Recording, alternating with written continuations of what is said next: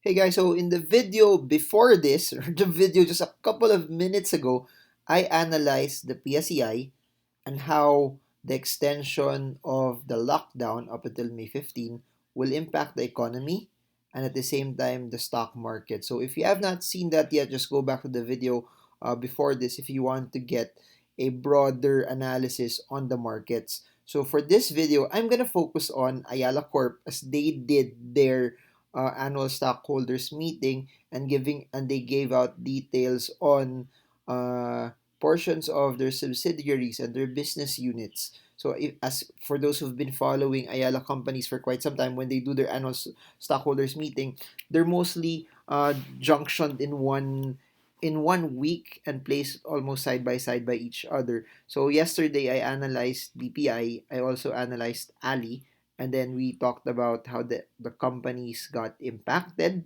or the results and how the coronavirus is hitting them and also the charts.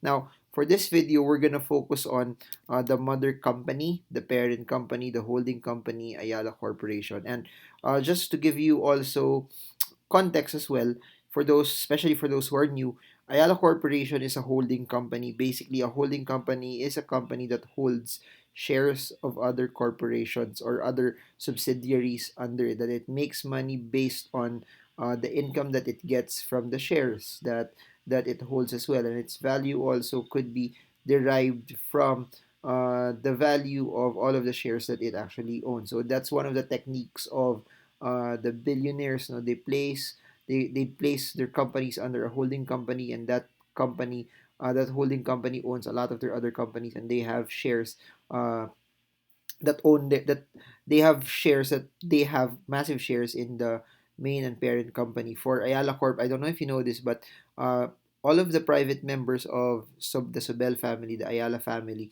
they have shares in Mermac, and Mermac owns a big chunk of Ayala Corporation. So, anyways, Ayala Corp is so diverse that in terms of who they are as a company, they have some winners. They have their core businesses that continues to pump in money for them, and because they're so broad, there are some companies also that are underperforming. Let's start with the earnings. By the way, are you guys excited? If you are, comment below. And I'm a big fan of Ayala Corp. Now, they're really well run. This is not included in the numbers. This is not also included uh, in the charts, but they're really professionally run. They're very, very good. They know how to treat their employees very, very well, and that's an inherent. That's why a lot of funds like them also, because they know that part of how good a company is how the leadership and the management take the company forward. So there, I just wanted to say that there's a lot of good companies in the PSE, and Ayala Corp, the Ayala Group is massively one of them. So let's start. Earnings of Ayala Corp, net earnings from last year was 35.3 billion pesos. This was an 11% increase from what it earned last year, so or 2018. So they're still getting double digit growth, and for those who attended our stock smart sessions, particularly our lessons on fundamentals, this is nice because they've continued to grow, but not just continue to grow, they continue to grow in terms of double digits. Now, comment below if you want me to talk about the good companies first or the bad companies first, meaning the ones that are doing well for them and the ones that are not doing well for them. So, I'll give you 2 seconds. Ano, good news, bad news muna. Anyways, whatever your answer is, this is what I'll do. I'll tell you what the bad are, then I'll talk about the good. I'll go into detail with the good. Then we'll look at the earnings or the lack of earnings of the bad. So they're problematic units. The companies that have a lot of problem with them is their water unit, which is pretty much Manila Water, then global manufacturing. Okay? But we're gonna drill into that in a bit. The companies that have done massively well for them: real estate slash Ayala Land, banking slash BPI, telco slash Globe, power slash AC energy. So if you notice this also, for those who have been a long time follower of the Ayala Group, their pillars, the ones that have been making massive money for them, have been their property development, which is Ayala Land, their banking, which is BPI, and their telco, which is Globe. Now, the power, I'll show you later the details. Their power unit is developing into something that's very, very good. When just to share, when I started investing in the stock market, uh, I remember somewhere around 9 or 10 years ago. That's when they started to diversify. They started to go into construction. That's why you see a lot of construction projects that are Ayala owned already. Then they start, especially the PPPs under Aquino's time. Then they also bagged the LRT project, which again is part of their construction segment. Then, on top of that, that's when they also diversified into energy, and it's now already paying off for them because what they invested in 10 years ago is something that's reaping dividends for them. It's something that's giving them also an upside. Now it's something that's contributing a large chunk of money for them. Now, details on those companies: Ayala Land, up double digits again, 13% from the previous year, 33.2 billion pesos. So if you note it, no, I just wanted to note this: Ayala Corp is up 11%. Net earnings are 35.3 billion. Ayala Land is 33.2 billion pesos in net income, and it's up 13%. BPI, I posted a video on BPI yesterday, but 28.8 billion pesos, and it's earning on the backs of, I guess, one of their legacy uh, legacy revenue drivers, which is their lending. So Ali 33.2, BPI 28.8. Now you have Globe, which, please do note, Globe, and I've been saying this over and over, above and beyond what you're seeing today, that everything is shifting because of what's happening, because of the coronavirus. Everyone is transacting digitally, money, transactions, e-commerce, etc. But the use of data because of the coronavirus has increased massively. But even beyond that, remove what's happening right now, they're still projected for massive growth. They're still projected to do very, very well. So Globe again, 22.3 billion pesos, up 20% in terms of its revenue growth. Then if I'll try to share this, I've mentioned one of the upsides for me for Globe is basically we're gonna go cashless. It's not a question if a cashless society will happen. It's only a question of when. You will see more people transact using QR codes. You will see more people transact digitally via GCash. So GCash now has 20 million registered users. It has 75,000 QR code merchants, meaning where you scan to pay. So yun yung labanan doon. The more merchants you have, the easier and accessible for people not to bring cash anymore. And it's easier for them to be able to pay. And to be honest, also, this was one of the triggers now that caused me to start using it. There was a day I left my wallet, but I had my phone. And when I had my phone, I left my wallet. I needed to eat. I was in a mall. I didn't bring anything. And I remembered, oh, I have GCash. I could just sign up easily. So I connect, since GCash connected to your phone, then since they also have BPI, it was easy for me to transfer it.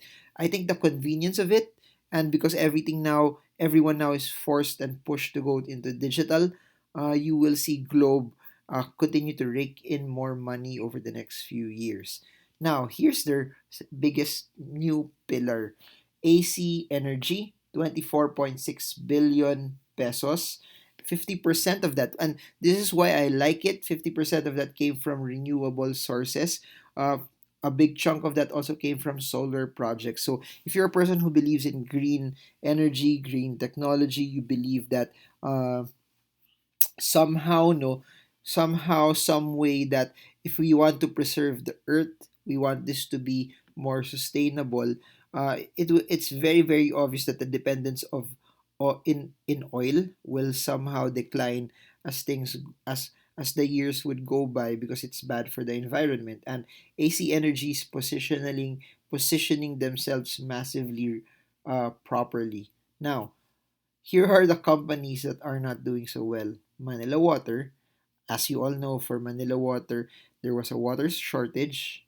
Even if they won the arbitration case, they're not getting money off of it. Even if they won the arbitration case, they're not allowed to raise their rates, and there was even a threat that they would lose their concession.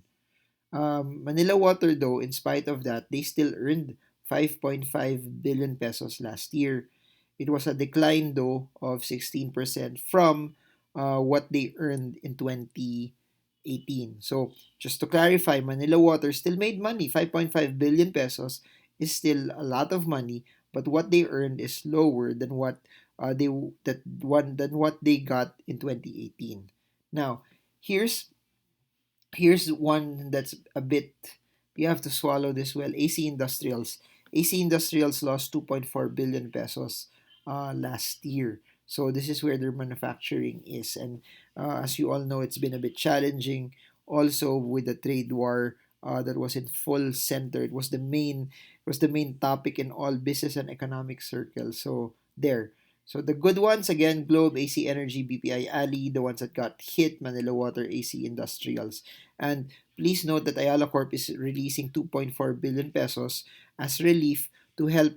I don't know if it's purely their employees, but or also for kababayans, but most likely, since they're saying it's a relief for people with no work, no pay, it's them releasing money for their employees who are not making money today because of the coronavirus. Now, let's look at the charts. I don't know if you stayed, if you like that also, that a lot of people have been asking kasi that don't just make it purely about charts, but I also put a fundamental aspect into it. So this is me updating you on the fundamentals. And what's interesting about all of this, no, when you look at the fundamentals, when you study it, I won't be able to give you videos about the fundamentals every time. I won't be able to discuss it to you every time because if you if you try to grasp it very well, the disclosures on fundamentals does not really change every day. Unlike the price action, unlike the technicals, it's so dynamic. But rest assured, every time there's something that will impact the company, or at least there's a disclosure on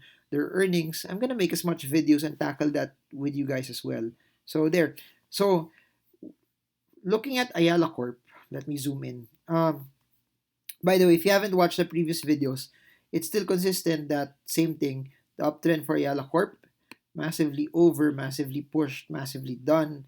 If I zoom in, it's still the same problem, similar to the previous videos. If I connect this here, as you can see, it's still in a downtrend.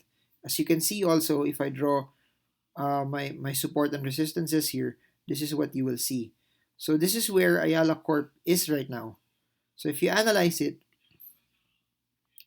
one of the reasons why Ayala Corp dropped today and yesterday was pretty much because of this. 1, 2, 3, 4, 5, 6, 7, 8. 8 days failing to break this resistance level at 600. 8 days being blocked by the 50-day moving average. So, possible narrative for Ayala Corp is basically this. It retraces, will try to challenge the 20-day moving average. If the 20-day moving average is strong enough, it will allow it to bounce. If it doesn't, then it retraces back here to the 475 peso level. So please do note, should Ayala Corp start to go down, it could go down and possibly hit the 20-day moving average. If the 20-day moving average and people recognize that as a buying area, it starts to bounce and it has a shot to go back to the 603 peso level. If that does not hold, the 20-day moving average does not hold, then it has a shot to continue to go down here to the 480 level. If the 480 level does not hold, then it goes back here. So that's its movement from a volatility perspective. So one thing that I'd like to note though, if it bounces from the 20-day moving average, and for those who attended Stock Smarts, and you guys know our techniques for uptrend, you start seeing this. So if it bounces here, you're now seeing the highs, the lows of Ayala Corp to connect to each other, and it might start its own small uptrend, but it's still under the context that number one, this entire uptrend line must hold. Number two, it must break this 603 peso resistance level. Number four, it must also break this. When it breaks past the 700 line, what's interesting about that is it not just breaks the resistance, but it also breaks this. It breaks a long, massive downtrend that has been blocking Ayala Corp. For if you notice it, it started 2019. Every time it tries to hit it, it just falls down even more. So please remember that for position traders, watch out for this downtrend line. Reversal will be around 700, and then there will be another blockage from the 200-day moving average at the 787 level. From a quick trading perspective, this is my analysis on this. Resistance is at 607, support at 20, day moving average, and another one at the 480 support level based on us drawing our support and resistance. So there. I hope you guys learned something. I hope you got this. I hope this was something that was good. I'm gonna try to make another video. This is coming out 9:30, so most likely 10:30 or 11 for our last video for the day. Again, if you have stocks that you guys want me to analyze, comment the stock, then hashtag stocks by request. Then, if you guys have questions, put your questions in hashtag ask Marvin, and then we're gonna make videos on top of that as well. What else? There. A couple of announcements. Again, if you have not heard about this yet, full course with Chiquita and basic stock market session, stock market for everyone. Link is in the description. Make money, grow money, business, entrepreneurship, stock investing, stock trading course with Sean C. Link is down below as well. Shopee is now available again. You can now order the books via Shopee, all my 5 books. All of the links are in the description too. Number four, I have a second YouTube channel which talks about the basics of investing. It's called Stock Investing Made Easy. So currently, right now, we are in season one where we're gonna talk about infographics, show you infographics, how you can learn from a basic level, so that's easy for everyone to understand. So all of that is in the description below. And then there, if you haven't subscribed yet, super appreciated if you can subscribe to this channel. And so you get updated and you get to see videos like this. Please click the uh, bell button so you smash the bell so you get updated every time I come up with new videos like this. And another thing I'd like to note is if you got so much value from this video, would super appreciate it if you could press the like, the thumbs up, so that the YouTube algorithm shows this more to more and more and more and more people. Because I really, the reason why I've been doing these videos is just that, so we create a force now, that this becomes a driving force, that my YouTube channel influences people positively, that my YouTube channel creates lasting change, that people's lives would be better, that people would be financially free, people would be financially educated, that they get to make the right decisions with their money, because that's all I want. I'll never stop making videos like this, not just because I love it, but because I know it's making a difference in your lives as well. So there, it's Friday. Again, it's nice to rest on the weekend, but if you feel that you need money, hustle hard, find ways on how you can earn this weekend. If you feel that you need to learn more, build skills, then study. It's nice to entertain yourself, it's nice to enjoy, but don't just focus on enjoying, don't just focus on entertaining yourself.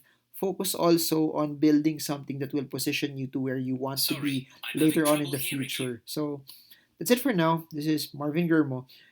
I hope that you guys got a lot from this, and I hope this video helps you trade well, trade strong, trade smart. See you all again soon, guys, and God bless you all.